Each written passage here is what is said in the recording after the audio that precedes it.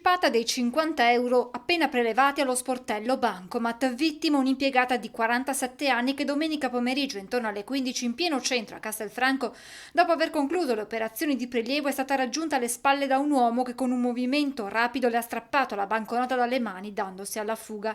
La donna ha immediatamente avvertito dell'accaduto i carabinieri che si sono messi sulle tracce del malvivente. Fondamentali sono state le testimonianze raccolte e gli accertamenti effettuati subito dopo lo scippo. Tutti elementi che hanno permesso ai militari di identificare il presunto responsabile, un 26enne denunciato per furto con strappo aggravato. Del fatto è stato subito messo al corrente anche il primo cittadino di Castelfranco, Stefano Marcon.